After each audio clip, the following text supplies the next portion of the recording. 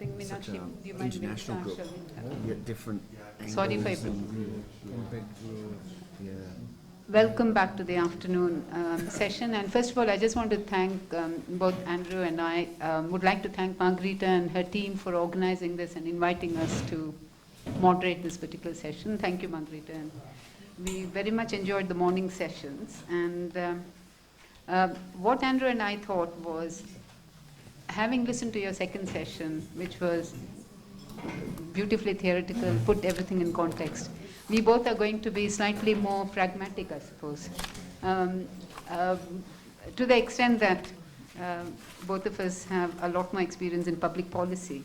So some of the questions we raise will have direct relevance on how we operationalize some of the concepts and theories and ideas that we talked about this morning, together with thoughts on democracy and making democratic education much more accessible.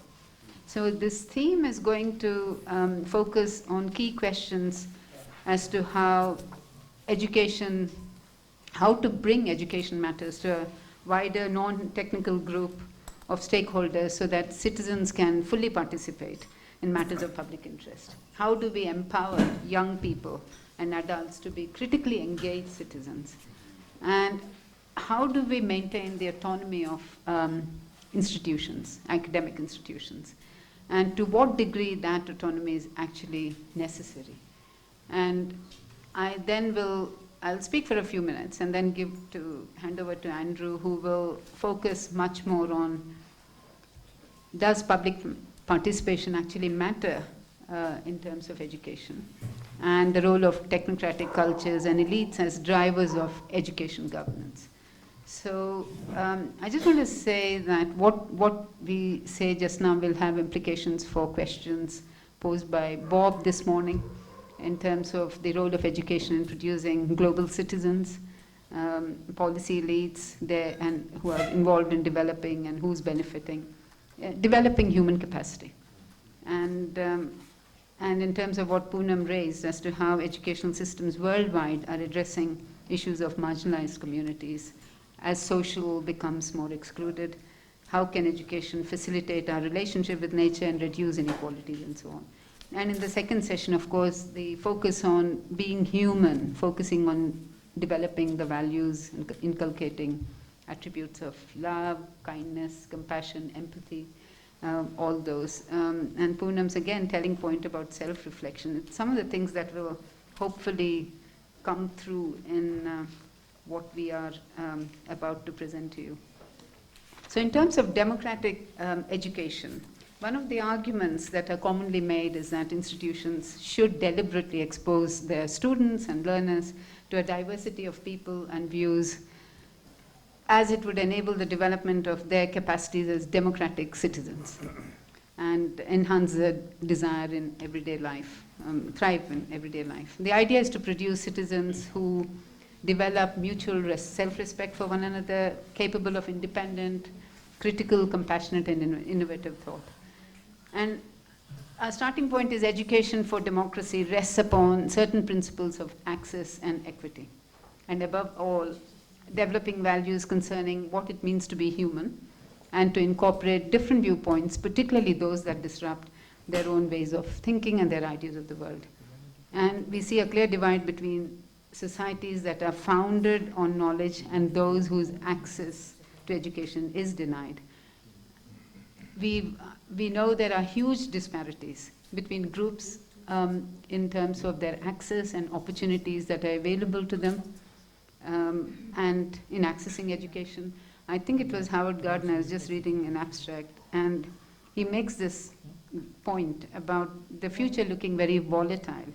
And that volatility actually places educators in a challenging position to prepare students for a future which is unknown.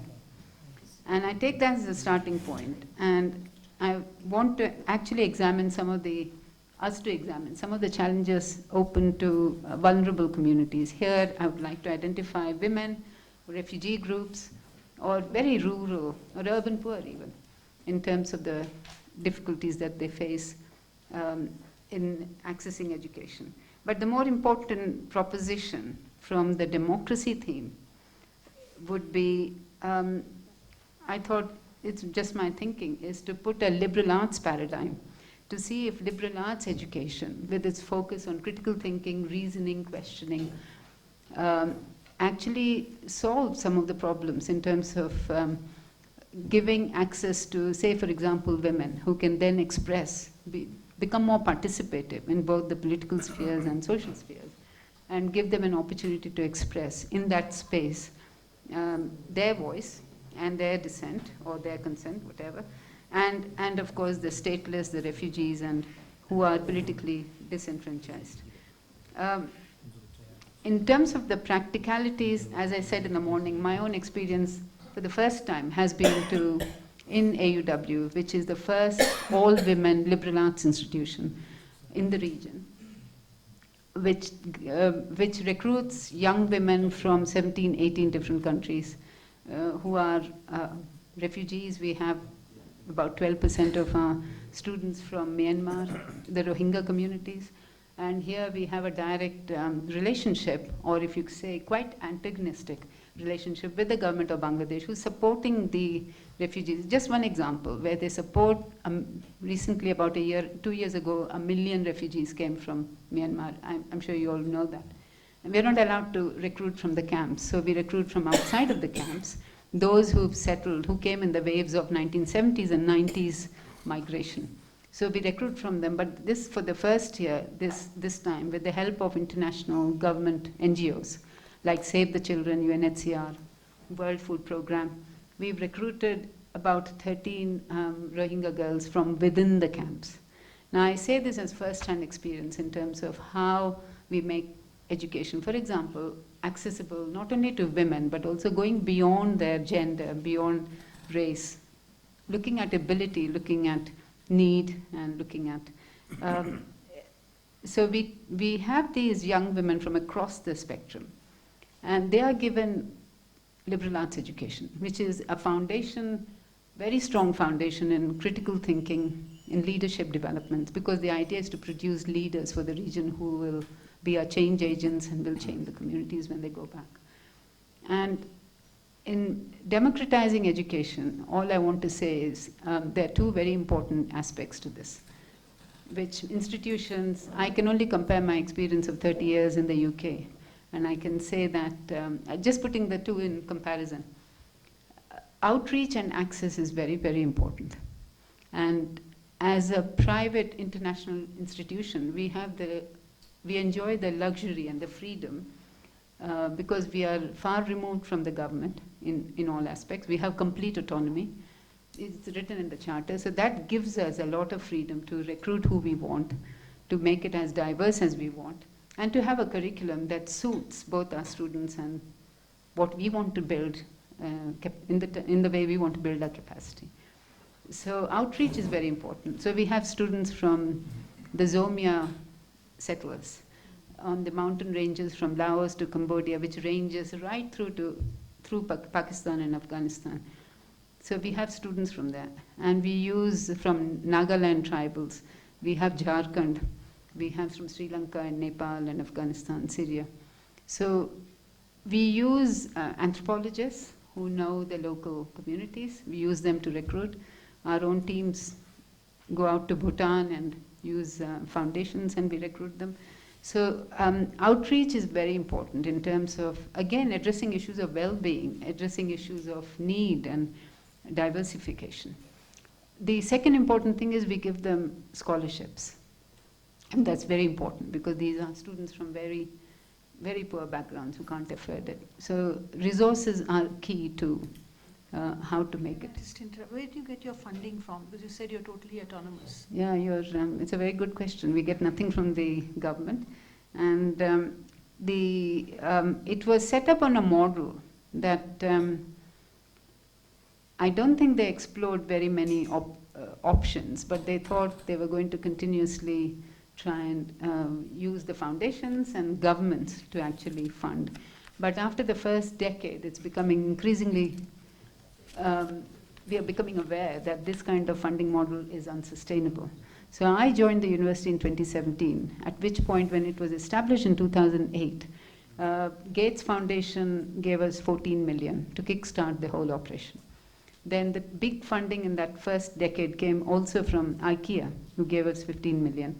Then we had Rockefeller, MacArthur, Goldman Sachs, all these big foundations in North America, based foundations, gave us plenty of money, which was enough to sustain. But in the second decade, we are seeing, it's a different stage in the evolution of the university. It's established to some extent, but funders out there don't see it as anymore as a new institution that needs to be sustained. So we are in a different era of looking at diversifying our income sources. So when I joined in 2017, we had about 200,000 only, which was collected in small revenue fees. And today I have 1.5 million coming out of fees. So we've started taking students who are wealthy, who can pay the fees. They can't pay 15,000 in Bangladesh, but they're willing to pay 12,000 per year. So slowly we hope that the funding model will skew more towards fee paying. We still will have 50% scholarships allocated to poor students. So the funding is quite a challenge. But I think these two factors make it possible for us to reach out to those vulnerable communities that we can actually provide access to education and democratize it. I must say we are extremely privileged to have Meenakshi Gopinath serve as a trustee on the board. She brings her wisdom not just as an educationist, but also on humanitarian grounds. She's been extremely helpful to us. So I'm happy to take more questions on that, but I just thought I will remind you of the 10 questions, because this also links to a bigger question as to, it's in my mind to say, here are the girls we bring from Myanmar, from the Rohingyas, or from Syria, who come from extremely vulnerable situations. We are transporting them onto a system in a country which is so different to where they've experienced. The question is, we give them this education, and then what happens? Whether their own nations are able to open up spaces for them to actually use that education to express their, freedom of expression still doesn't exist, and students don't want to go back to Afghanistan. So what does democracy mean in terms of when you look at education, or take a particular kind of education that's equipping the students with the skills, whether there is an inherent tension there, which is not really addressing that problem. And in so doing, I just thought about a few questions which I think are circulated, and it would be helpful if we can structure our discussion in terms of asking ourselves whether the state and education institutions align themselves to produce free-thinking, creative, and innovative citizens, or whether education should be redesigned to produce not just graduates, but also a particular kind of graduate who critically engaged, and they're able to think for themselves, challenge tradition, and understand the significance of another person's viewpoints or achievements or sufferings. And a bigger question, should these marginalized communities, why should they believe that it's in their interest to participate in state-sanctioned educational institutions? I just throw it as a devil's advocate, knowing full well that we are actually giving them the skills to go and address these issues. But I'm also equally frustrated because it's not just the globally states are not allowing them that space, but also we find parents coming and taking the girls away to get them married off, and how do you reconcile the social, political conflicts? Yeah, I should just stop there. I can spend all afternoon telling you about the wonderful girls at AUW, but I should give Andrew a chance to say how he's going to take it on. Thanks, Nimala. So I'm just going to add to that very briefly. I'm sure we're more interested in having this open discussion than listening to me speak. So I suppose one way to approach democracy in schools might be to think of it in several ways. It's a fairly multifaceted concept. So we can imagine in terms of school culture, diversity of the student population. We can imagine in terms of curriculum design. ensuring you provide an education which sometimes called citizenship education, which enables young people to be civic-minded and navigate different social worlds without prejudice. We can also imagine in terms of access and equity, as Nimal has already outlined. We can also imagine in terms of governance, which will have been a focus of my own research, so the extent to which it's feasible, operational, or even desirable to open up those spaces to non-professionals, to non-experts, and enable citizens to participate directly in the kinds of decisions which can affect schools. And I just want to add a few things to that. Well, I'm going to, again, play devil's advocate slightly and offer some challenging positions, but certainly, just how desirable is democracy in schools? When we think about school, how desirable is democracy in schools? I don't think it's enough to tell someone, well, even of itself, democracy is great, we should have it. Well, that's not going to guarantee anyone's going to buy in and do it. We have to really understand just how feasible it is, and this goes back to our pragmatic approach to democracy in education.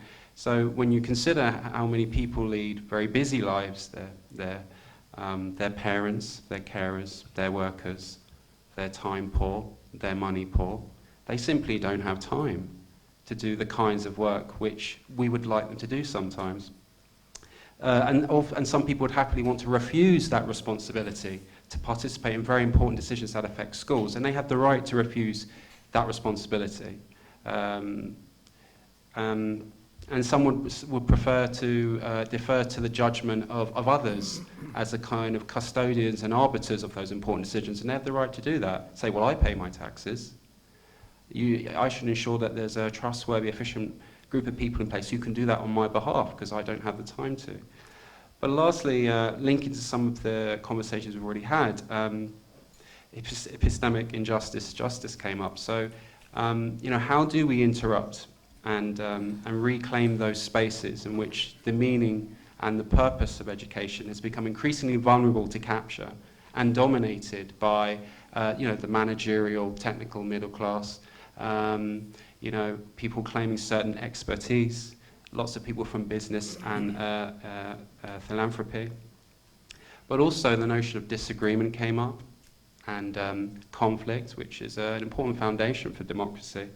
So to what extent is disagreement, conflict, and impermanence, again, feasible to running a school when you consider overwhelmingly the managerial, economistic trend to create schools in images of businesses, efficient, performance-driven, high reliability.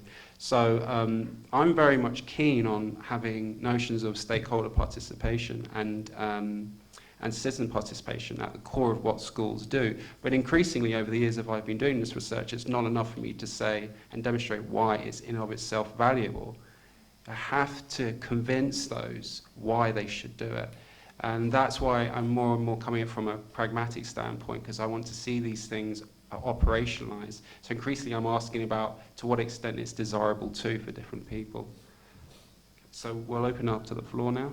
Yeah, and thank you, Andrew. In addition to Andrew's points, talking about producing citizens who are free thinkers and who are able to think freely and innovative and capable individuals, I mean, the question there is there a question for curriculum in terms of what kind of curriculum we should be imparting and the content of it and the style, of course. But there is a bigger question as to not just the state's incursions, but also the whole idea of academic freedom and institutional autonomy in any democratic setup. How feasible should there be one? And that area is also very contentious. And I think I should like to allocate some time for us to reflect on what are the challenges, and should state be protecting academic freedom of institutions. We know that it's become an increasingly contested area in all parts of the world.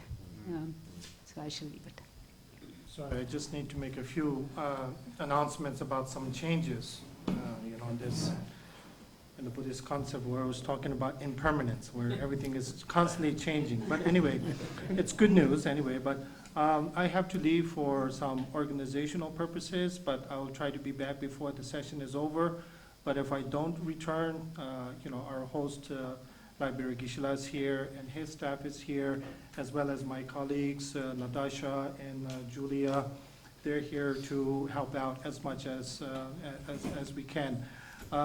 Another thing about tomorrow is that during lunchtime, I got a call from His Holiness Secretary, and His Holiness wishes for us to start our session at 9 o'clock tomorrow.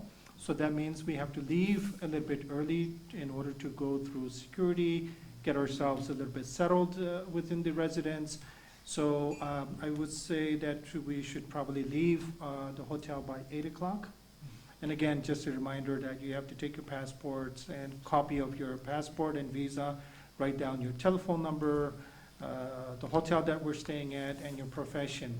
And so our session will begin 9 o'clock tomorrow, and His Holiness will join us around 10 o'clock, plus minus around 10-ish, and it will continue until it's time for us to break for lunch. And so we need, this is a separate room. We're going to be having lunch tomorrow, and His Holiness's staff has never done it in this room, so therefore I need to leave to discuss some, issues that are related to that. But anyway, according to the plan, I think we should also figure out what we're going to be discussing before His Holiness arrives, or are we going to just continue according to this, or, that's a question that we need to settle. Yes, we have a plan. Yes, we have a plan. Okay, so there's a plan already there. Can you tell me right now? Because if I go there, so I have an answer? No, it follows what we negotiated actually, that we are preparing our main 4 questions to His Holiness, and we listen to his speech, and after his speech, again, we return to... But what are we doing from 9 to 10? From 9 to 10. From 9 to 10, what we are doing without His Holiness, so we just move the session which we planned to have here before lunch in the library. This one that is exactly 1 hour. We just move it for the beginning. Collective discussions? Collective discussion of my ideas. Yeah, the 10-3 button. That is which we had quarter past 12 at the library, what we wanted to have it here. We'll have this beginning of pedagogy. No, but we have like the 10-3 That is a program what we plan to have together with His Holiness in the residence. But I say that during this 1 hour before he joins us, we have what we planned to have starting from 12:15. Yes. So it would be on the pedagogy, right? Yeah, yes. Okay, so we're doing pedagogy from 9 to 10, Yes. and once His Holiness joins, then we go back to... We follow the plan which we discussed earlier. That we introduce to Okay, him all right, and okay. so on. All right. Okay, so I know I'm going to be questioned, so I have to be fully prepared. Yes. So anyway, sorry for the interruption. That was Thank you. necessary, but anyway, just to give a little bit more clarity about tomorrow. Thank you. And like I said, I'll take leave for now, and I'll try to be back. If I don't show up, don't be surprised. Just a question, technical question. So, if I understood correctly, we shouldn't take mobile phones and computers with us tomorrow. Is that Discuss correct? today evening. That's correct. That's correct. For security purposes, those they don't allow. I mean, you could take it, but they won't. You'll have to leave it at the reception. Unfortunately, that's the case. Yeah. Okay. Any more questions regarding tomorrow? No. Okay. All right. Okay. Thank you. Thank you. Should we just continue then? Yes. Yeah. I realize we started a bit early, so we got plenty of time till 4:10. And Andrew has got the more difficult task of taking notes, so I shall facilitate. If you want to go. I'll start. I think, as with some of our other section titles, there may be a certain diversity of possibilities. I'm reminded of when, for years, I taught a course on democratic education, and I didn't realize there were 3 different concepts potentially in play until listening to Andrew. I mean, so one, it would pertain to democratic governance of education. Another would be the role of education in promoting democratic values, preparing students to be good citizens of democracy. But then the third is about the possibility of, in some sense, schools themselves being democratic institutions. There is a model of the last of those where student life and the decision-making about practices within the school were largely through student councils, something like a student legislature, student disciplinary boards that would adjudicate. Well, in Kohlberg, Lawrence Kohlberg found the models like this in Israeli kibbutz in the 60s and brought it back, experimented with it. And Americans, we still talk about just school communities, where that, at least to some extent, is the idea of involving students in democratic governance within the school. So I'm just making distinctions that we might have in mind in going forward in the discussion. Thank you, Randy. I just want to follow up on what Ran was saying about democracy. I think, like with other concepts we have been dealing with, something very important is to take democracy as a problematic word, not just assume it has positive connotations. Like, I just want to take what Scott said about the Greeks, but like it was like the demos was not like not the elite. Actually, you have to be a man, grown up, free, to take those decisions. So when Plato talks about the aristocratic, he's telling something else. And we don't necessarily think democracy and education as Dewey thought it. So there's always like the elitist education of Nietzsche. There's always like the other, like Poonam said, on other issues. I think it should be part of the forum to maybe think about what democracy means.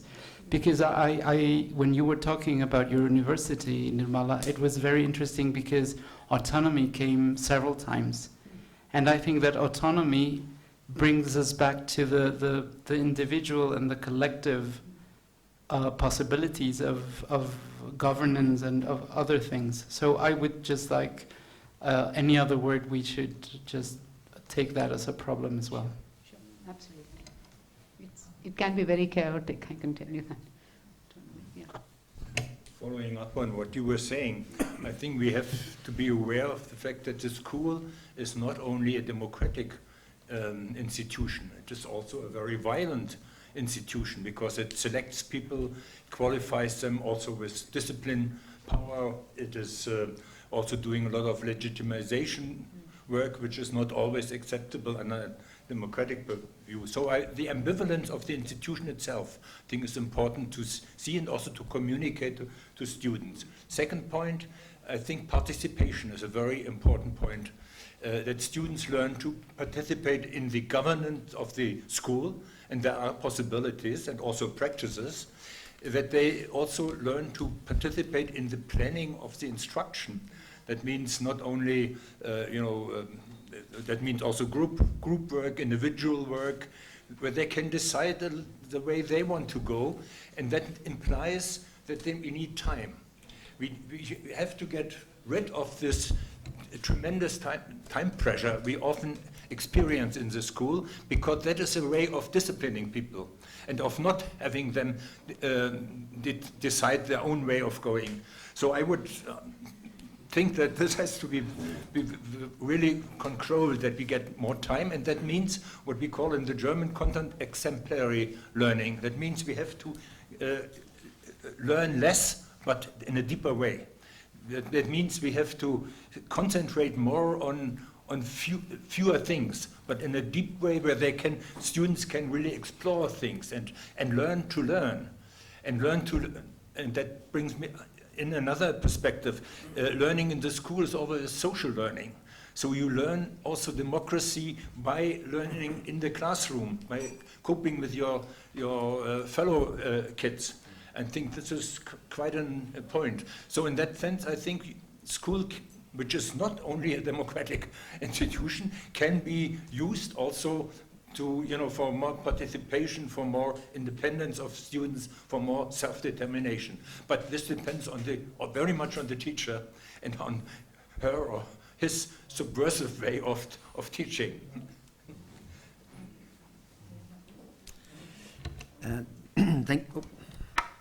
Thank you very much for that.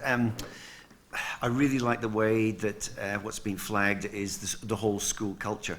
And if we were to look at, what might democracy be, I'm thinking of John Dewey, the notion that democracy can be a way of life. It doesn't necessarily need to be a structure. So it is possible then to live in a totalitarian governed regime, but to live one's life in a democratic fashion. And what he meant by that is a moral way of being where, as a community, we're very cognizant that we share the same space, resources, etc. So as we consider our activities or our intention to enact particular activities, we must take the views of others into consideration. And this is what he meant by a moral way of life, because before one enacts what one wants to do or desires to do, one must necessarily be negotiating with others and taking on board their diversity of views, their different desires, etc. And therefore one learns to negotiate as a community member, and that's sort of established through a habitual way of life. I see where you want to jump in, because I could go just a little bit more, just this idea of culture. No, I might come back to it. I'll pass you over. I can see you're ready to go. I just have an announcement to make, another good news, of course. Yeah. Full of good news, but anyway, I just called the secretary, and they have given us permission to take laptops if needed. So we can take our laptops, but no cell phones. So Okay. we had to come to a compromise, so 50-50. Ah. But then again, Yeah. those who are taking their laptops or computers are the only key delegates, not the observers. So if there's any observers that are here that are planning to attend tomorrow, you'll not be allowed to take any of your computers or electronics or gadgets. So you have to find a friend among the key. Don't give them ideas, come on. Thank you. Yeah, papers are, you can take, that's, if you're planning to take, laptop, 저는 observer 중에도 세우 맞잖아. observer list에 서도 뭐도 매워. yeah, that's right. Make it clear. That's a very good point.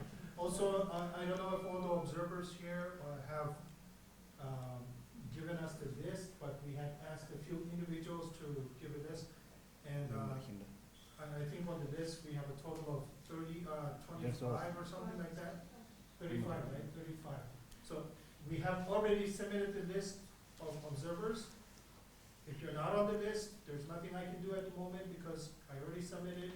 It's a Sunday, nobody's checking emails in the offices. So those are the only people that are that can attend is the ones that are on the list. I think I mentioned, covered everything, yeah? Okay, see you later. Thank you.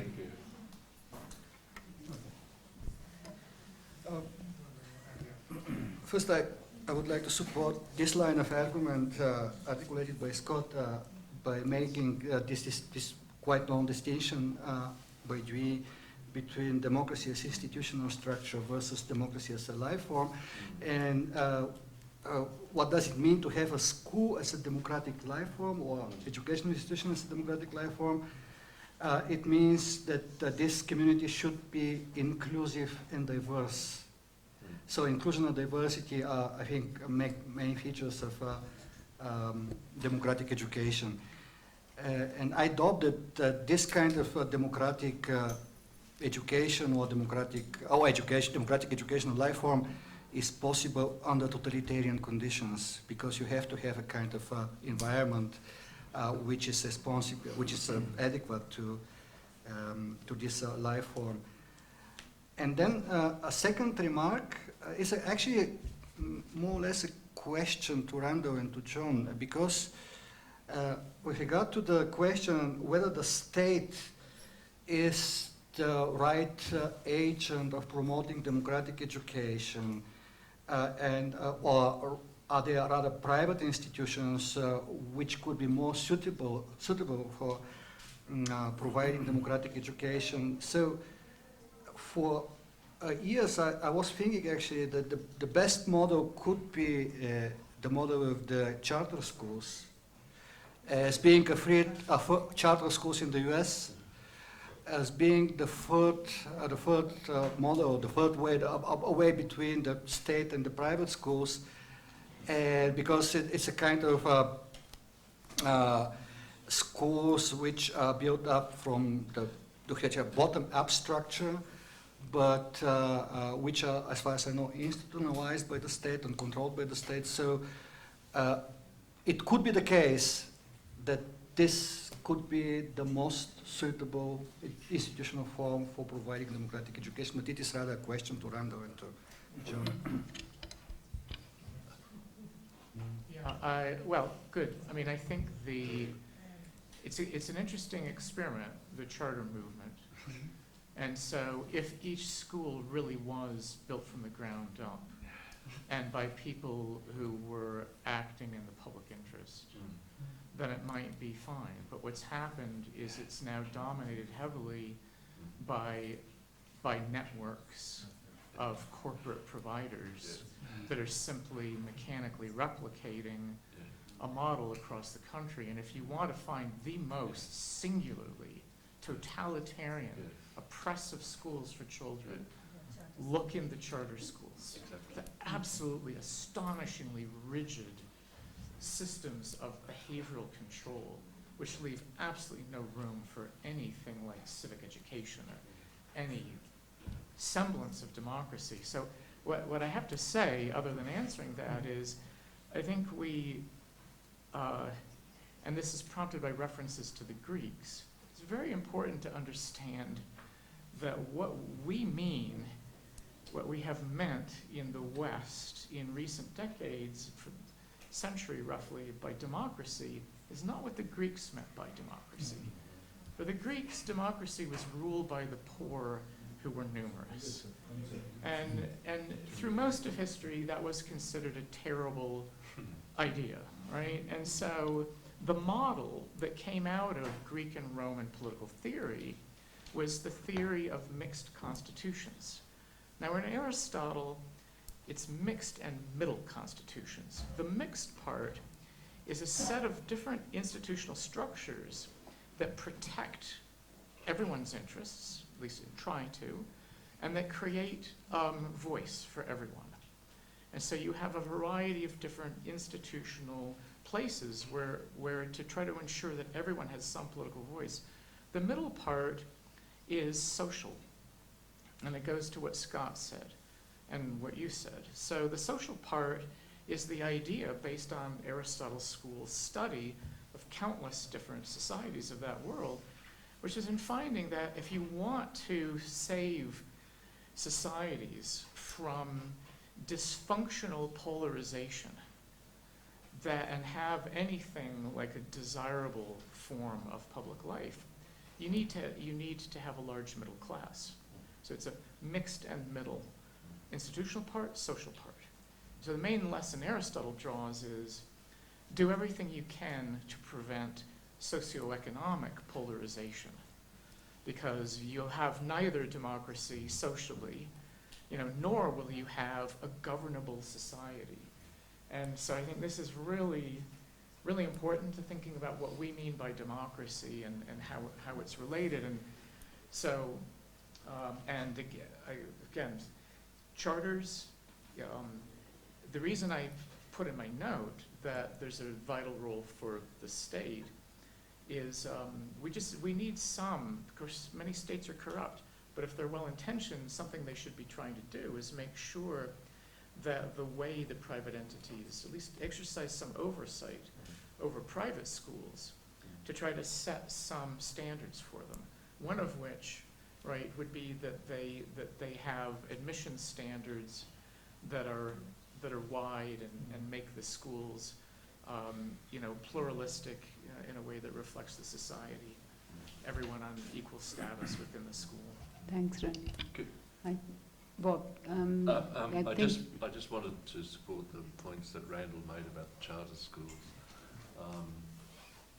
What I know about them, in many cases, there have been interventions in poor black communities, and I think, and they're functioning, I think, in many ways in the interests of the private sector actors who are putting them in place while taking public sector money.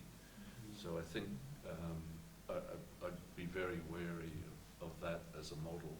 And I think the point that Randall was making, it seems to me democracy also, to function in the broader social sense,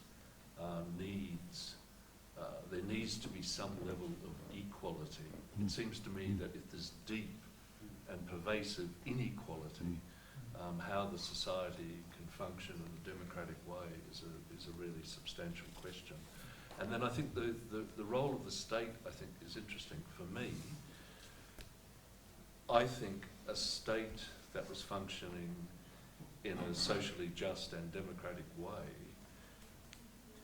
would intervene in a way that redistributed public monies to the communities that most needed it.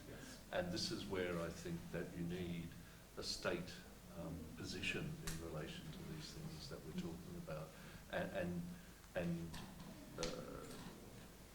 And I think when we get later, I see one of the points is around autonomy. I think it's a sort of polysemous term that means everything to multiple people, but I think in the dominant mode, certainly where I know it, is it's been a way that cuts in expenditure have been pushed down to people at the local site to manage, rather than any democratic sort of functioning. So I think there's some broader things that are almost basic requirements for us to have schools that function. And the last point, I always think about this, and I think about it in terms of all my middle-class friends and their kids and so on, that school is almost constructed for the young people as about becoming. It's not about now, it's about if you do, you'll get this. And it seems to me in one way, in a democratic and inclusive sense, we have to also construct it as about their being at this moment, as well as becoming. And I think that the being, the school, your third characteristic, I think, Randall, of democracy, the institution having a culture which is democratic, and where the young people in the state of being now function in relation to that. It's important approach. I think Meenakshi, you've been waiting. Yeah, I just wanted to come in here on, absolutely I agree with you about there being a level of equality before democracy can happen within institutions. I had this in mind myself, and somewhere in my abstract I had referred to the autobiographies of lower caste people who, of their experience of schooling. And if you read that, so there's outreach and access is not enough, because they have access then to schools, but their experience of schooling is devastating for them, the humiliation, the prejudice, not just from their peers, but from school leadership, from teachers, from management, is so devastating that it isolates them further. They stay out of school, even though they have access to school. So I think we need to go beyond that. We need to also go beyond curriculum and content of curriculum. We can discuss that, and yes, we may consider liberal arts and other humanities as now the need of the hour, so to speak. But again, I think we need to come to more what Andrew talked about, the school culture is as a way of life. And if we can emphasize that, what do we mean by school culture? Why is it that we finally, what Christoph talked about, the children decide what they want, how would that work? There are these schools run by the Aurobindo Trust which talk about free progress education, where children decide what they want to do or what they want to study with a mentor. But then there's no certification. They have only their own certification. So their child doesn't really get a degree or a graduation from a regular state board or a central board. So in that sense, how do we then build democracy? And I think the answer really lies in the whole way of life in the institution. And what is that made up of? Is that made up partly of giving voice to not just the child, but the teacher? And we haven't really, perhaps it's in another session, come to the teacher who's actually critical to the whole process. I think more than the children or the curriculum, we focus so much on that as educators. So in what sense do we mean what do we mean by school culture? How do we understand school culture?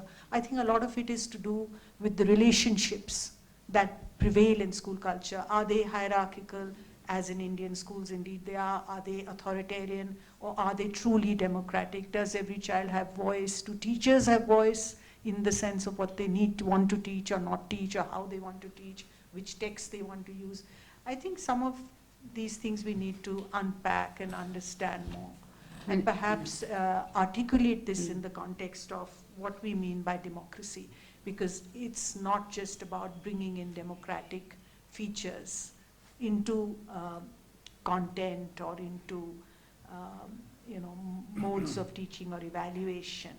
A lot of this is happening all the time, due to changes in policy and so on. We continuously try to develop that. But I think what really is at the heart of the problem is what's going on inside on an everyday, the everyday, so to speak. Meenakshi, I know a number of them are waiting to carry on, but can I just quickly respond to Meenakshi? And Meenakshi, you're absolutely right. I only mentioned outreach and resource. No, but you're so right. What I didn't mention was when you get students onto the campus, it's so important for us because the pressures start then. The challenges are really then in terms of even for a small 800 student population, we have 5 psychiatrists, we have psychologists, we have, because these are students who are coming from very displaced areas, and to give them that extra support in terms of welfare, pastoral, academic support. We have a whole range of senior tutor systems, personal advisors, much more than a normal university in order to settle them.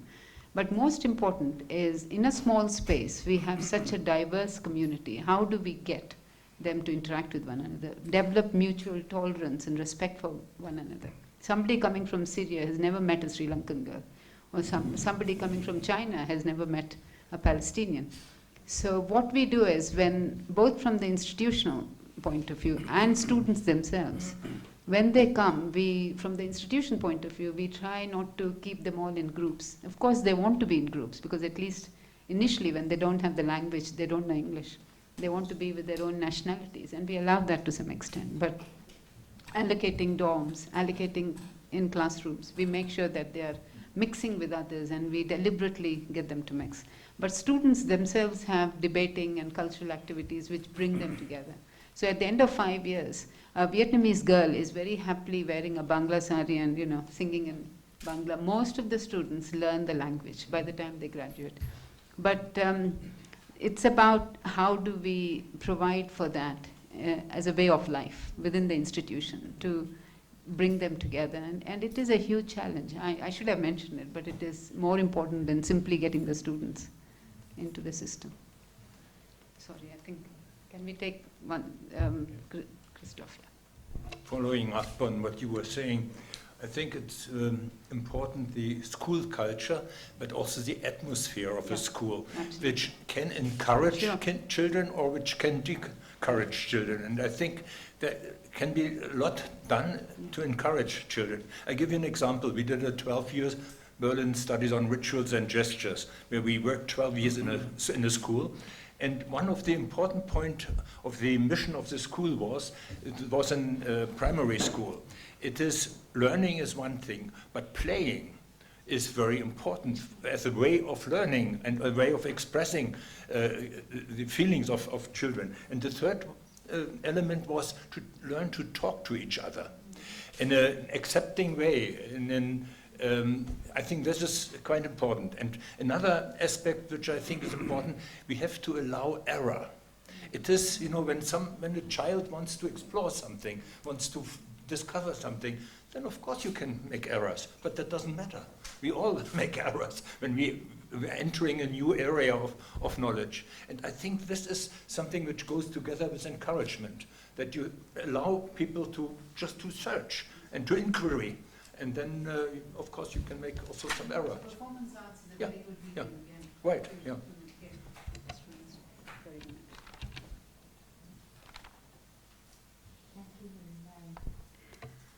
Andrew, for really placing the issues at stake before us. Just a couple of observations.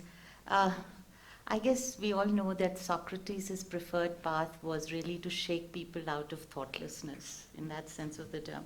It was not to give people a comfortable map of the world as if identities don't matter. So this whole thing that Andrew spoke about what Bell Hooks has said, you know, learning to transgress is also an integral part of the democratic process.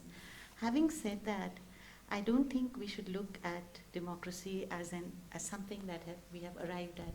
It's always a democracy in the making or the unmaking, this constant negotiation for space. So our favorite metaphor of Indian democracy is really the road, where you have the auto rickshaw, the cycle, the bullock cart, the Mercedes-Benz, the broken down ambassador car, all vying for space on the firmament of Indian democracy, and very often violating the rules, the so-called codes of behavior, which in a neoliberal or a liberal context is about order.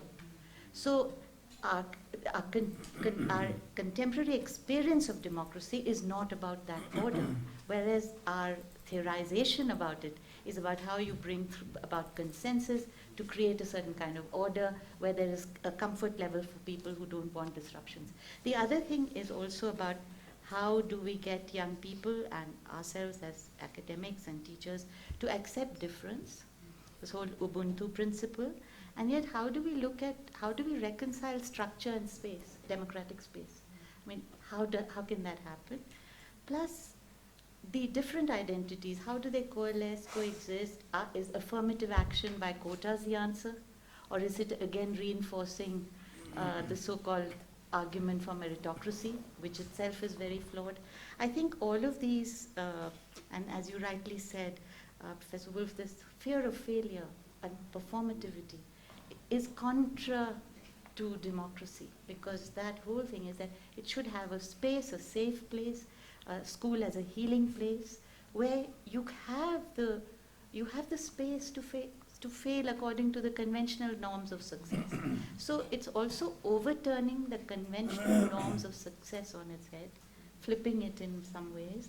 So I just thought that, so do we need to go back and re-examine the UNESCO goals, you know, learning to be, learning to live together, learning to know, and so on and so forth, through a new lens, because democracy is always democracy in the making, unless it's in Finland. Or it's everywhere else, it's noisy, it's not comfortable, it's negotiation, it doesn't afford comfort. So that is contemporary democracy at work. So just thank you. Thank you. Really very good framework. Poonam. I think one of the key things that has come across, and which you had also mentioned very clearly, is that we need to also problematize democracy itself. I mean, what it means. For example, in today's context, we find that people are looking at political democracy alone, and within that, a majoritarian view. So that's very problematic. In India, we've always had this tension between what is called political democracy and social democracy, something that Ambedkar talked about years ago, we haven't been able to resolve that. I think there are some structural aspects of, let's say, education, schooling, which can be very tangibly addressed in terms of achieving some semblance of democracy. Let's say in India we have not only shades and shades of private schools, but we have shades and shades of state schools. So we have a caste system within the state system of schooling. Now, these are very tangible things, you know, that can actually lead to, for example, resource allocations to schools and things like that. We can actually enable that if there is obviously a political will and all of that. But what I'm saying is that that's possible. The more difficult challenges are inside the classrooms, inside the schools, which people have talked about. But in that context, I would say that sociologists have all along told us that it's all about social reproduction, cultural reproduction. But resistance is also very much part of it. If you're looking at schools as contested spaces, I would say that we cannot just simply look at schools. We will have to look at teachers. We will have to look at teacher preparation. And what I find, at least in some of the countries which I have looked at, is that teachers are always trained to just take things as given and not to challenge things. I mean, the whole concept of agency, for example. The entire system is built in such a way at the moment that there is no space for agency for the teacher. Agency itself can be, of course, debated and discussed in whatever context. But I think that's where a lot of the softer areas can be addressed in terms of curriculum selection, in terms of teachers having a say in teaching whatever, this chapter, that chapter, this book, that book, whatever, discussions, you know, cultures within. The last thing that I'd like to say here is not only with regard to school curriculum, but let's say higher education curriculum, and we have examples in India of that. For example, in Pune University, Sharmila Rege's work, where she completely challenges the canons of knowledge in sociology, saying that if there are marginalized populations that have come into your classroom, it's not only about their demeaning experiences, but they cannot relate to those canons of knowledge because they don't relate to their experiences of life. So can we look at experiences of life also as a major curriculum defining points and anchoring? And those are the kind of things which will enable democracy. So I think, you know, democracy has to be really, in terms of education, will have to be looked at in so many different ways, apart from, of course, looking at the pedagogic processes and how we look at knowledge and knowledge communication, what kind of knowledges are given legitimacy. For example, in Pune University, they did some wonderful things like actually develop books on the cuisines of Dalit communities. You know, something that everybody will scorn at, oh, you know, what kind of food they eat, but so you bring legitimacy to that. So it's a host of issues, I think, that democracy would address. But there are softer and there are more tangible areas which we can identify and try and, you know, work towards. So right. For us, luckily, we have the 2-year preparatory system before they start their liberal arts, 3 years. So in that preparatory pre-access programs, we see a lot of this, and we have to make sure that curriculum has all those aspects. In a day-to-day interaction, they have all these aspects. Because for us, the diversity is not just between races and between nations and between girls coming from different, but also between classes, you know. We have 39 ethnicities represented. And we have the fee-paying students who don't want to mix with the Rohingya girls, because the Rohingyas they're looked down as somebody who don't have sense of personal hygiene or don't come to a clean environment. We are having to fight those, you know, that divide. And the 2 years gives us plenty of time to actually prepare them to be together. And you're absolutely right. And that's where the huge challenge is, really. Sorry.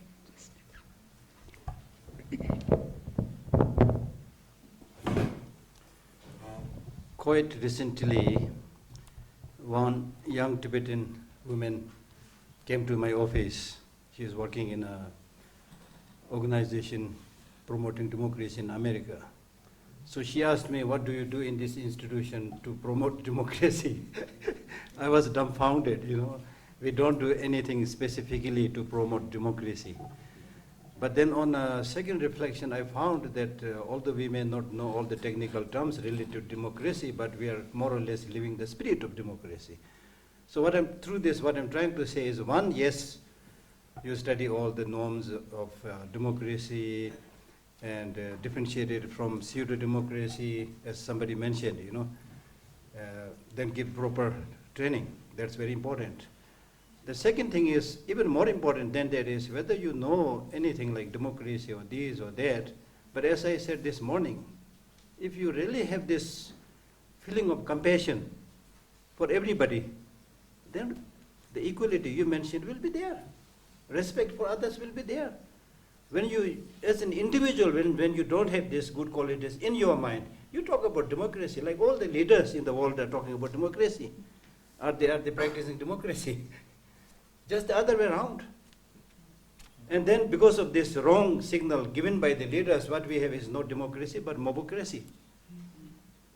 You see? So that's the problem. So my kind of understanding is really like, yes, for democracy, equality is very important. But how would you achieve that equality?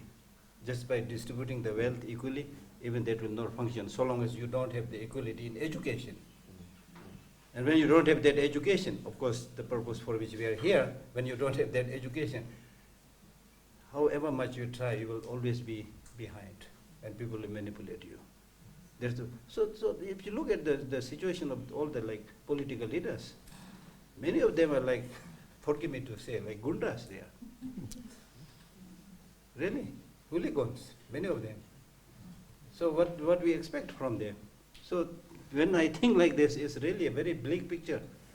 But then on the other hand, you see, still the world, people are talking about the democracy, people are talking about value, people are talking about education, because the conscience of the people are not dead. You see, still there are many people who want good things. So this is a wonderful thing that we need to do. And yeah, for example, like there are many things as aspect of democracy. I'm a student of political science, I took BA political science, so I know a little bit about those things. So in that political science, you say what affects all, what touches all must be affected all. That's one very important point, you see. So everybody has this responsibility. So we can teach some small things, like 2 points. We don't have much time. One, as His Holiness always says, whenever there is a problem, we should think about solving that not through by using force or violence, but how can we solve this difference through dialogue, negotiation. That we can teach. The Tibetan children's village have started this practice. When there's a fight or disagreement with two young kids, then they will send them to a garden, which they call it peace garden. So somebody will be watching them from a distance, but they need to talk and solve that problem. Then after a while they get up, shake hands, and the problem is over. So if we teach these things to the young generation, when they grow up, they'll find this process of solving, this kind of misunderstanding. Another thing that I learned by participating many of this social, emotional, ethical learning, that's how we teach democracy and other values in the classroom. So you have all the students in the classroom. Then the students asked few questions. Okay, this is your classroom. You want this classroom dirty or beautiful? Interestingly, everybody says beautiful. Okay, if you want this classroom beautiful, then you need to do this, So list of questions asked, then everybody agrees to that, and then everybody has to sign that to make sure that this, promise or this commitment they made is followed. For me, that was very, very easy and was also very effective, because everybody is now playing their role. Everybody is involved in that. So there are many processes of doing things. Yeah.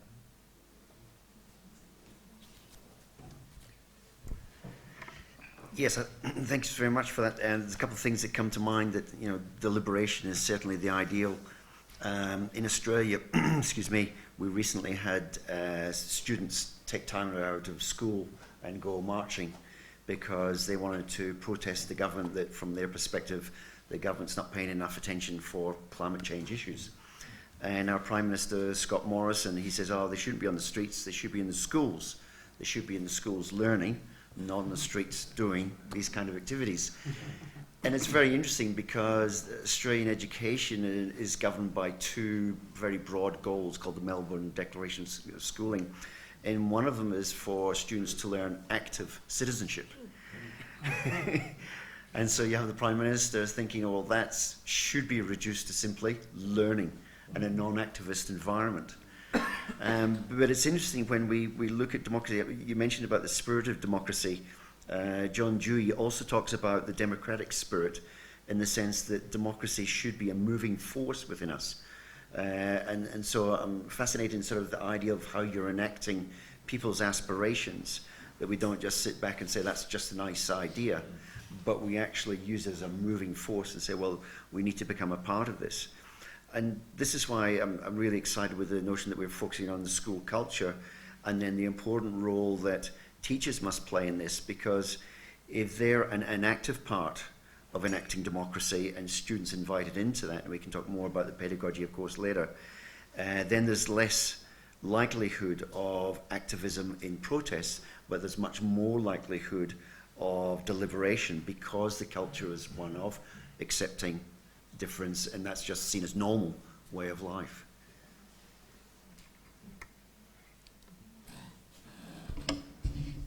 I guess what I'm going to say is scattered, because I find whenever I talk about these issues of democracy and schooling, it's like having an external discussion of internal conflicts. For instance, you know, I'm a child of liberal arts. I don't know where I would be. I'd probably be in prison or homeless, because my trajectory as a young person was I was probably going to end up in prison. I came from the wrong family. I did the wrong things. Education saved me from that. But at the same time, that very liberal arts I can see, and to me it's not a coincidence that we see the decline of liberal arts as the wrong people get access to it. Because 100 years ago, 200 years ago, we know the liberal arts were only open to those white males from Europe. And then those elites from the United States, Thomas Jefferson. But now we have more access to liberal arts, and now we're debating, well, is there any more value in the liberal arts? Then also I see that, you know, as a child of the liberal arts, I also see that where it has freed me, it has also provided me with my privilege that I walk around with, that other people don't have, whether they have access to liberal arts education as well. So I have these internal conflicts that I benefit from, but at the same time I have to realize that they are undermining my own principles of what I want as a democracy. And to me, this is the most important question that we're raising today, because to me, democracy is at the heart of everything that I think is important. But I also see democracy as being under attack because the wrong people are getting access to it throughout the world. And it deeply concerns me that we have to defend something that is of most value. But we do have to defend it. We have no other choice. Thanks. Sure. Renato. Well, I want to share you like a different story. And I want to relate with what Walter wrote in page 6 about Simón Bolivar. Because I think that Latin American countries in general, they would simply say, yes, of course, we're democratic to the whole wide world, but we're not democratic, really. Like the history of how the different Latin American peoples, I would say, govern themselves is a very broad and interesting idea. But I think that the discussion, not only around what Simón Bolivar said about the Latin American people, but also his teacher, Simón Rodriguez, which of course Walter knows very well. He has a couple of books on Simón Rodriguez. None of them translated to English, unfortunately. Or some, yeah, no? Yeah, it is. Ah, it is. Okay, sorry about it. The inventive schoolmaster. Okay, so, and of course, José Martí having Cuba and the United States and knowing what's happening in the 19th century. It's very interesting to hear John talking about democracy being at the center. And coming from where I come, like democracy has not that connotation. But I think that to hear different experiences on what's the role of the government? What is citizenship all about? How can we be more fair, or how can we enable justice in our different societies? Those are questions that if we looked into other narratives, in this case I bring the Latin American narrative, it could shed light to whatever we understand as education. Because I wouldn't say that our countries are particularly democratic in that sense, not in any of the three senses Randall just explained a few minutes ago. But I think that there are other ways in which the individual and the society have been related towards the government, towards colonialism, post-colonialism, and the way in which we participate as a whole, that I think it could be much more interesting, for example, not to put like the democratic label onto all those experiences, but rather to see how, like in Bangladesh or in specific programs in other parts of the world, things work differently.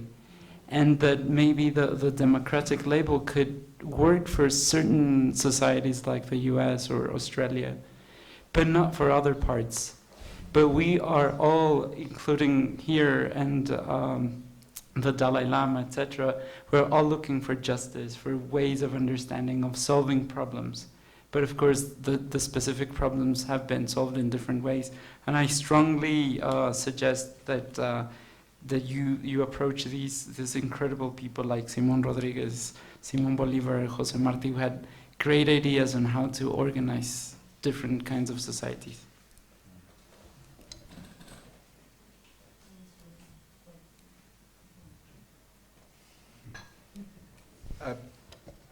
I would like to reply to that also with a story, with a narrative, because I don't know what is the Latin American narrative. So I suspect that there's not only one Latin American narrative in the way in which there's not only one European or Western or American narrative or Indian narrative. So last year I visited a conference in Brazil, and it was just before the elections, and actually the main theme was their democracy, to defend democracy, not about justice. It wasn't about justice primarily, not about alternative modes of relating to each other, but it was simply about democracy. And this is precisely in the way in which I experience this fear that the democracy is under attack in the United States, in Germany, in Eastern Europe, and so on and so on. So I don't believe that there, or I wouldn't spell the difference in terms of geography. Let me say it that way. And then the question is, of course, it is for me important not to bring a kind of cultural relativism with regard to democracy. I do believe, like John, that this is most important task to defend democracy now, and just the basic features of democracy, like, for example, human rights, like the principle of pluralism, as educational terms, like the principle of diversity, of open society, if you want, and so on and so on. Okay, and another story is about justice, you know, another personal experience. So I'm working myself since several years on the concept of justice in the both fields, political philosophy and philosophy of education. And 2 years ago, I was invited to give lectures in Iran, in Tehran, and my topic was educational justice, you know, and there was a lot of resistance against this topic from the students. And I was asking myself why, and I asked some of the PhD students what is the problem with the term justice. And they told to me, you know, the whole regime of the Islamic Republic, the whole movement of the Islamic Revolution, the so-called revolution, was actually very much focused on justice, on the topic of justice, and that's why we are avoiding this term now, because it's an ideological construction to us. And instead of justice, these guys are resorting rather to democracy. into a kind of liberal democracy. So, so I think the moral of the story is actually not to define democracy in terms and with the resources of educational science and so on. But okay.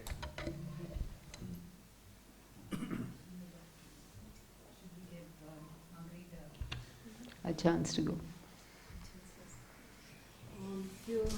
A few points. One point is to continue our meditations on what democracy is and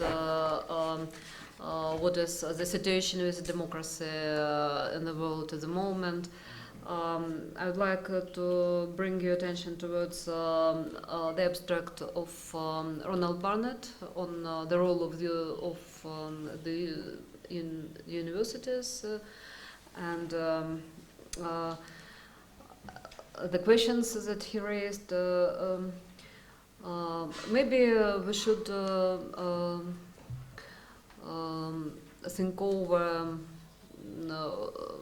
this populist movement which he is discussing here, that populist movement attack universities and so on. So I mean that if even in Europe democracy is under attack, then where this attack comes from? How does it come from? What is the process? What is the nature of those processes which attack democracy? It comes also from inside society, and it isn't something else than maybe this robust, or what should I say, common sense mind and this populist tendencies which are spread around. And so that is one thing, one point to think over what we are dealing with. When we say attack, then what we mean is that we are here, we have some dislocation, and everything happens just from somewhere. From where does it happen? All those attacks towards democracy, even on those lands where democracy actually was developed. And if so, then there is a very important vision of Ronald regarding the mission of universities and actually their responsibility for what is happening as a split inside society, but also regarding responsibility. And what I wanted to say from my own side, that I shared in my abstract, that if we are thinking about, I don't speak now the democratic education in the school. I mean that if we want to develop children democratically, then certainly we need examples, certainly we need context, the whole culture, democratic culture around them. And that means that education as it is, as a field, as this very school or the whole district, I mean educational district or the educational system in the country should also be this context. And education is about the future. And all those attacks of common sense is actually from the interests of short-term perspective. And that is about what is given at the moment. So because of that, education should take a critical role. Just on the basis of the fact that it is about the future. So it means that education as a field should look at the current moment from a distance, not being completely, what should I say, taken into this situation as given. And this critical role of education as such, and that means also critical position of education field, is embodied in an example of this Castalia country in Hesse's play. How do you title it in English? This game. Game and glass. Glass breeding. Yes, right. Yes, and that is maybe a kind of fantastic example, but nevertheless, it gives an idea to start to discuss, is it possible to think about autonomy of education as a field, as a whole field? And when I decided to raise this question, that is a question for everybody. Is it possible to start to discuss? And that means for us, would we be brave enough to raise such question for a future World Forum? Would we? When I decided to raise this question, I found some examples which could be possible examples. That is example of this jurisdictional field which has its own autonomy for everything which is happening inside. At the same time, because it is of need of society, certainly it is financed by the government, by the society, but it cannot function without its own autonomy. And the same we have, for example, in case of Academy of Science. Germany had Academy of Science, and we in Russia also got. You had. Not in that sense. And we got the example of on the following Germany. We also got this Academy of Science in Russia. So Academy of Science existed usually as autonomical institution. Scholars wouldn't follow any advices of government or somebody else, what they should research and how they should research and how they should organize those research and so on, and how they should collaborate and so on. As a whole institution, it had its own autonomy inside itself. So that is a question. Is it possible to discuss? Is it possible to start to think about it? Thank you, Margarita. There are a number of people waiting. Which order should we give a chance for? Thank you. This is a follow-up to what Krasimir said. I think the relationship between justice and democracy is extremely important to address. And I take it any kind of democracy we would favor is going to be predicated on free and equal citizenship and some principle of equal opportunity. And my personal backstory on this is that I grew up under a system of racial apartheid in the southern United States. The era when the courts in the US were finally beginning to do something about it. And you have to understand the background of this to grasp what's happening now in US politics. And my former colleague, Danielle Allen, who's now at Harvard, she's a very distinguished political theorist and political sociologist. She's written that the world has yet to see a truly multicultural, multiracial democracy, which is just in this sense. And it's in the balance in the US.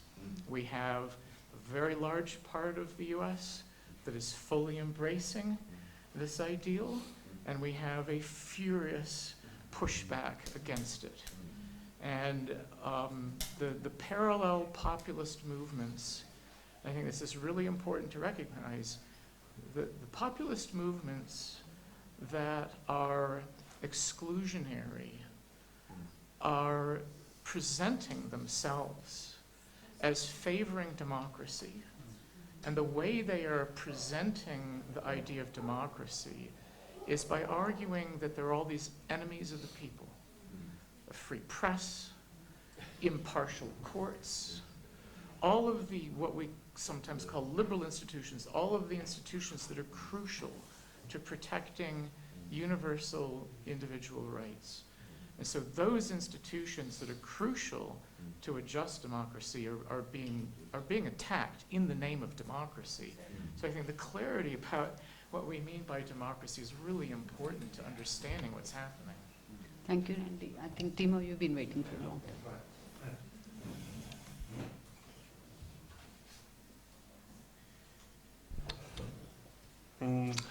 I think I would say that democracy is a fair system.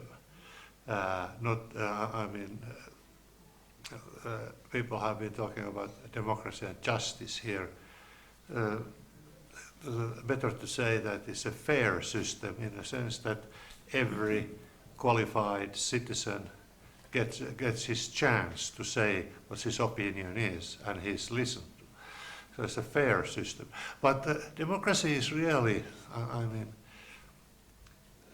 problem. It's a very strange idea originally, actually, because it's kind of omnipotent system. You can imagine empty social space, and then people enter it, and then they decide what they want this society look like. They just come in, and then they sit around fire, and they say, what should we have here? How should we organize our life? And it's a fair system, everyone contributes, and then they decide that they have this kind of system, then they call it just, because it's created in that way. But then, this is not how human societies work, really. We always have history and background.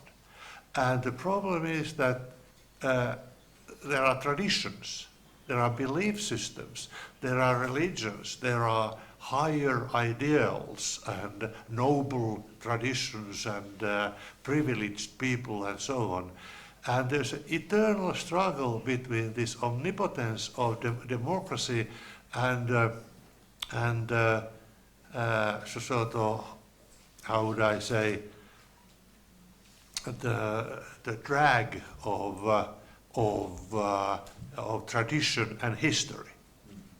And in many, populism, for instance, populism is the way to go. In Finland, for instance, the populist party is now the largest political party in Finland. So, here we are. We were so proud of us that we don't have this bloody populism anywhere. Now it's the largest party. And they look back. They want the world to be as it used to be. That's their point. And then there are liberal individualists, sort of enlightenment-oriented people who still think in terms of this omnipotence theory of democracy, that we can create a better world if we so decide. And the other part is nonsense. We have everything we need. It used to be better earlier. And then the question is education conservative or radical, or is it future-oriented or backwards-oriented? And it is both, really, because education we must reproduce the culture somehow, at least the best parts of the culture. We must teach children to read and write and count. Need to teach them history and the myths and the spiritual ideas of the culture. So that's a backwards oriented one. And then we need to create new all the time, something new, because we don't want to be stagnated. That's the same as cultural death, really.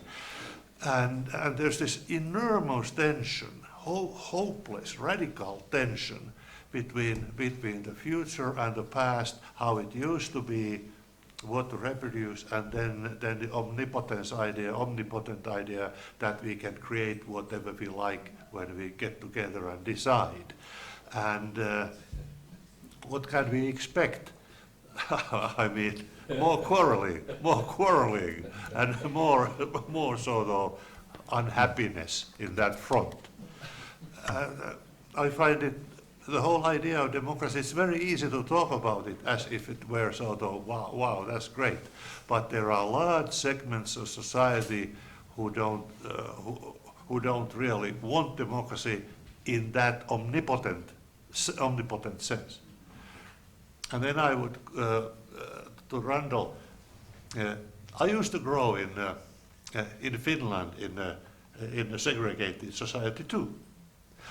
Except that the group of people who were segregated was very small, it's an insignificant part of society, namely the Roma.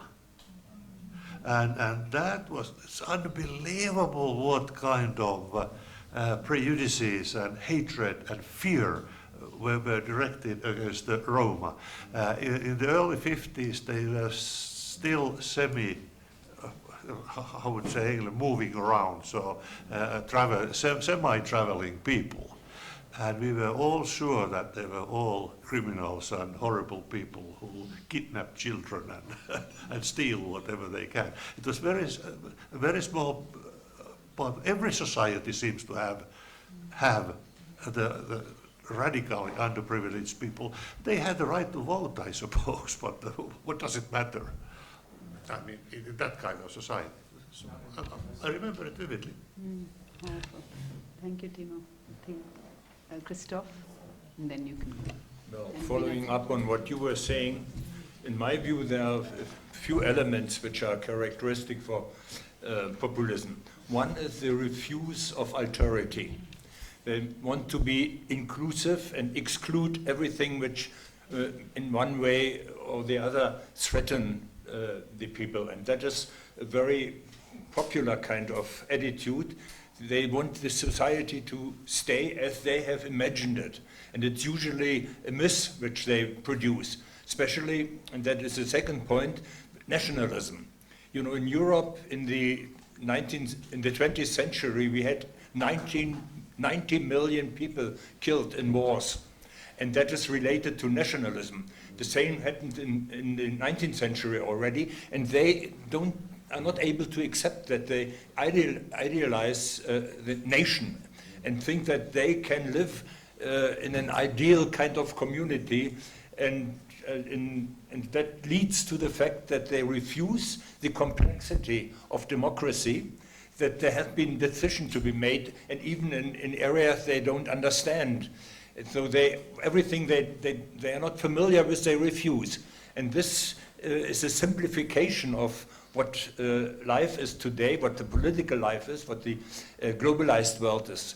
And the only mean I can see is actually education.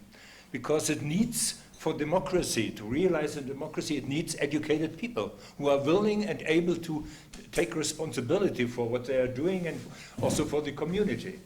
And we have a pretty strong development, which is just a few years old, but 10% of the population is in this direction. And maybe 3, 4, 5% are really radicals. The others just want to be against the government. So they have that kind of attitude. But what is important is that we talk with these people, that we do not exclude them themselves, only whether we have really the right-wing people, and we have 2-3%, I guess. There, it's very difficult to talk with them because they go back to fascism and these ideas. But apart from that, I think it needs really that we talk to them and explain them what the advantages of liberal democracy are. And this is the only adequate form relating to globalization today. Thank you, Christoph. I think Meenakshi and then. Thank you very much. Just a couple of thoughts. And we always imagined universities to be the crucibles of the dissenting tradition. And now we have, in what is termed the largest democracy in the world, which has turned one of its most important universities, the Jawaharlal Nehru University, into a war zone, where dissent is labeled as sedition, and very often the warrior discourse has overtaken every possible imagination in the social sciences. Pacifism is seen and labeled as anti-patriotic. There were even generals who suggested that next to the national flag, which should be hoisted routinely, there should be a tank, an army tank. There is one, to demonstrate the strength of a rising power. So so when we talk about autonomy, I feel that word, as was suggested, we perhaps need to tweak that concept, the word a little, because we are not outside of a societal context. In that sense, do we seek autonomy from society, or are we only looking at academic autonomy? Can academic autonomy exist outside society? The other issue of looking at democracy as a series of inclusions and exclusions today, where the state itself is implicated in the process of exclusion and continues to do so. So the awareness of intersectionality, as Meenakshi had pointed out, is integral to our understanding of where we are on that time series of democracy. Clearly, the notion of the university as an ivory tower is passé. We're not interested in solipsism. Neither are we looking at service providers like in Australia. But I do come back again to this idea of epistemic justice, which is, I think, integral to this idea of the democratic functioning of universities.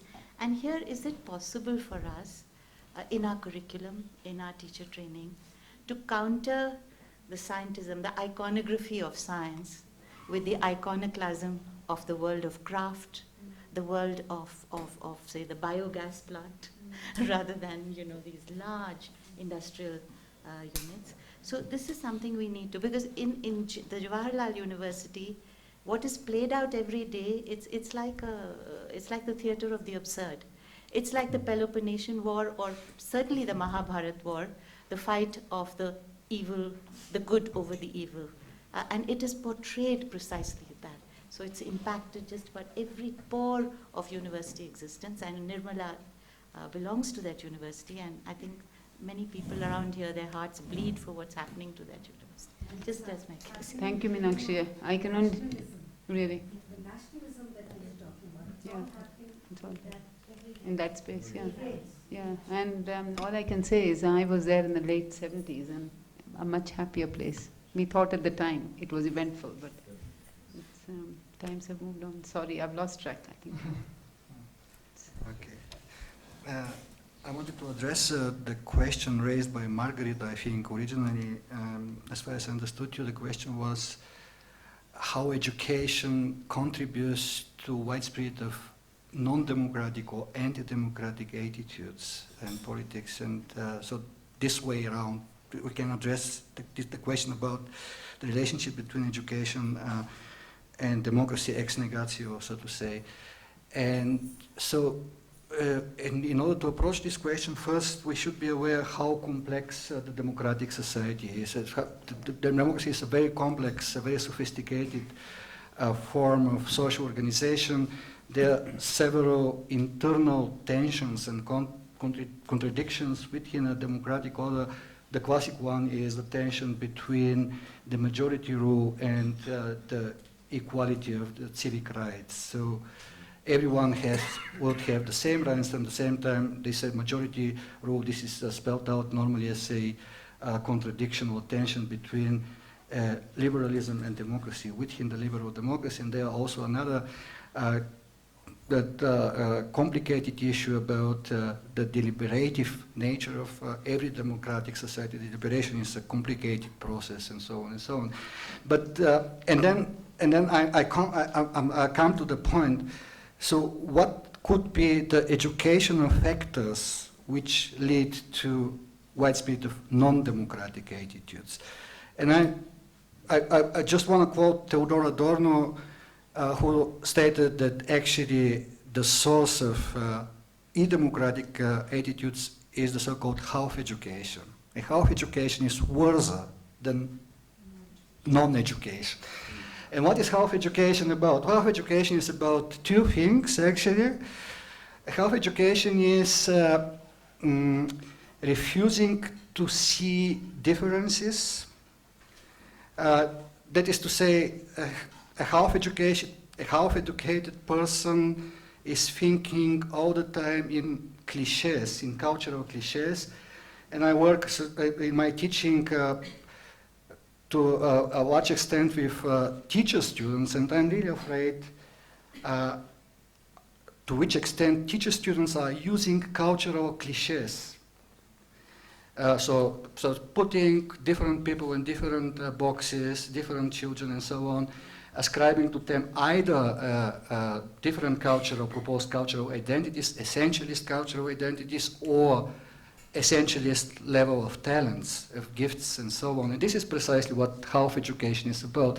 And this is really a tragedy that half education is so widespread precisely in the sphere of teacher education, at least in Europe, I think. And the second thing about half education is what Adorno describes as authoritarian character, which is actually a refusal to think for yourselves. This is the refusal of self-autonomy and the wish to identify with a leader, just to become a part of homogeneous collective. And this is what populism is about, actually. Populism is about rejection of plurality and of openness. And the big question is actually how education could actually foster the opposites of half education, which means actually sensitivity for differences, for sophisticated issues and matters on the one hand, sophisticated arguments on the other hand, avoiding thinking in cliches, in cultural cliches especially. And the second thing is how education could promote self-determination, the ability to self-determination actually.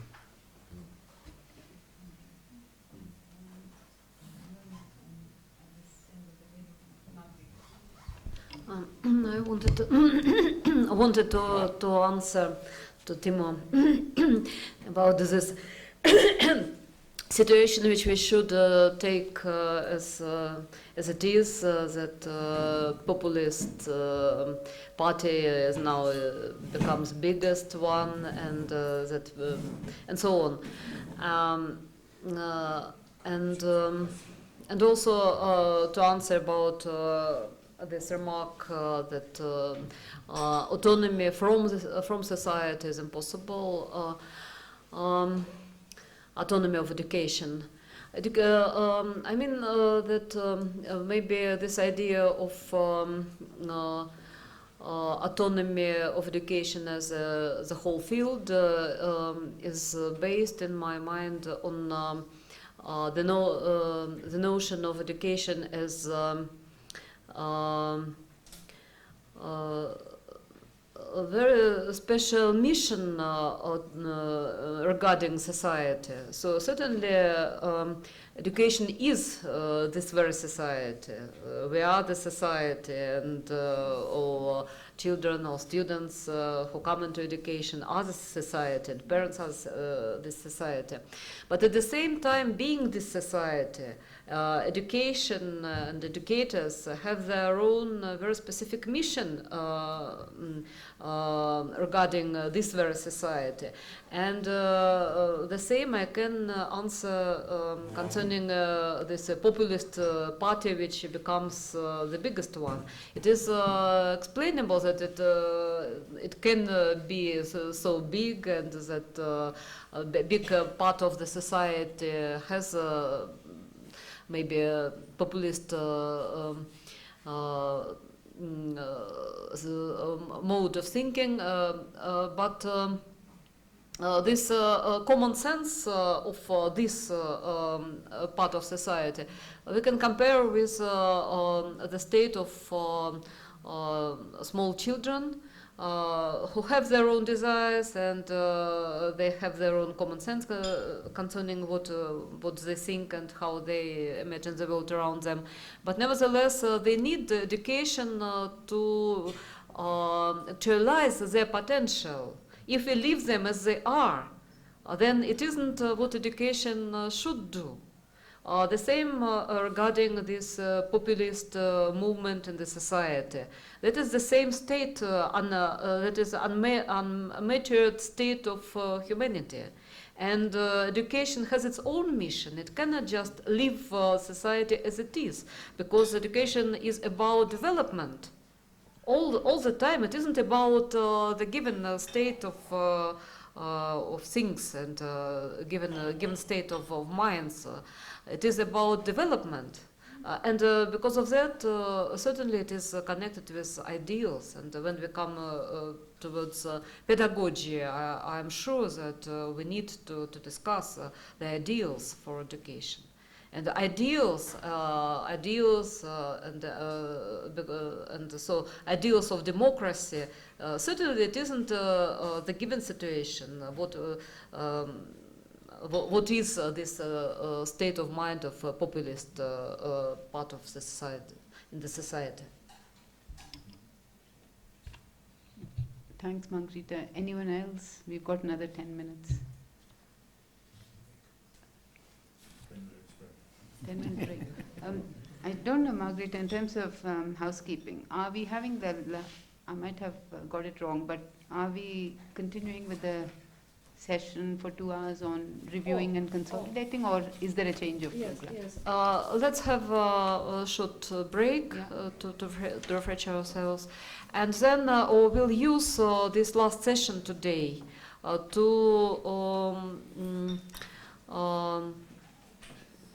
collect the main results. Actually, we use this time, main points. Yes, let's discuss what we can take from this for declaration and for our main questions, and as the basis for pedagogy. That was the main idea when we decided it together on our online meeting of moderators, that we needed as a basis to start to discuss pedagogy. So now we'll collect the results. I understand, but there's also another related question as to tomorrow, what are the 4 questions we're going to take to His Highness. Now, that will require a bit of time between the moderators to go through the points. Let's have